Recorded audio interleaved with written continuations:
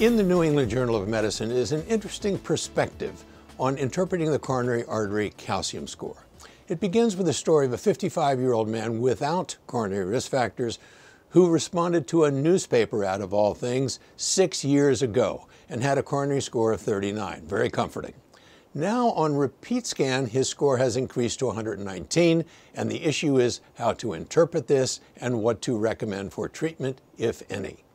The abnormal calcium score should simply be viewed as documentation of coronary atherosclerosis, the appropriate treatment for which is, of course, lifestyle modification, reduction of blood pressure and LDL cholesterol levels, and antiplatelet agents. Remember that in acute coronary syndromes, the culprit lesion may be a non-calcified plaque characterized by plaque burden with a thin fibrous cap and a small luminal area, not coronary calcium.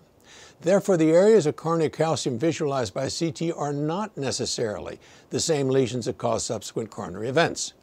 In considering these questions, it's important to evaluate the calcium score within the clinical context.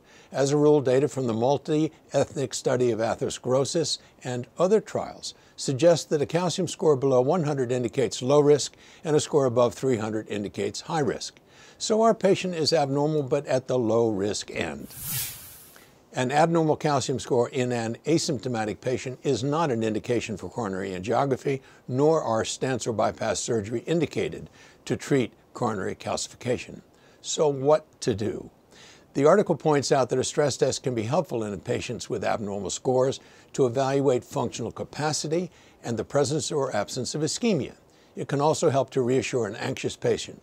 Although the calcium score has not been shown to affect outcomes, it can be useful in encouraging medical compliance. A recent randomized trial demonstrated the subject who underwent calcium scoring before counseling about risk factor modification had greater improvements in systolic blood pressure, LDL cholesterol levels, and waist circumference than subjects who did not undergo coronary calcium scoring. The perspective also tells us the rest of the patient's story. He had a stress echo done, exercised for 13.5 minutes in accordance with the Bruce protocol, and had no symptoms, ECG changes, or wall motion abnormalities. He was given dietary instruction, prescribed 325 milligrams of aspirin daily, and his statin dose was increased to 20 milligrams a day. I'm Peter Block, and this is a CardioSource Heart Minute.